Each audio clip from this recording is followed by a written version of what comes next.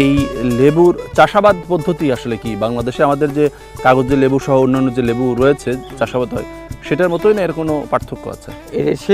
সেটা মানে তো এত পরিশ্রম নাই, হ্যাঁ জঙ্গল। আর এটা মানে পরিশ্রম করার কিছু বেশি করে দিয়েছিল, এটা 5.5 বছরই ধরে।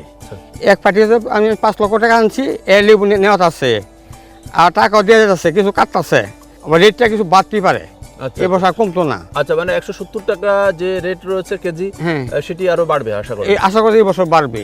আর একটা সুবিধা কি, এই ড্যামের জন্য জ্বর, এই জ্বরে আমাকে অনেক ফালাই দিছে। আমার 5 বিঘা আছে নিয়ে আসলো কিনা কলা, সব গাছ ফালাই দিছে। লেবু গাছও ফালাই দিছিল, লেবু অনেক পড়ছে।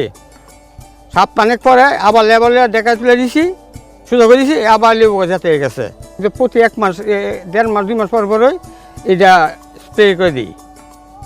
বিষ স্প্রে করলেও এটা আর ক্যাঙ্কার আক্রমণ করতে পারে না। লেবুর দাম ভালো, তো সেক্ষেত্রে আপনি 1 বিঘাতে বছরে কত টাকা আয় করেন? বছরে মোটামুটি অনেক টাকা বেশি, অনেক টাকা বিক্রি হয়। মানে এটা দিয়ে আমি বছরে 12 জমি কিনি, এবার ছেলে মেয়ে লেখাপড়া, অনেক ছেলে মেয়ে সব করে সেটেল হয়ে গেছে। কৃষিকাজ যেই করো, লেবু চাষ করলে মোটামুটি সংসার চলে। 1 বিঘা সম্পত্তি থাকলে, 1 বিঘা লেবু থাকলে হ্যাঁ সংসার সুন্দর চলবে।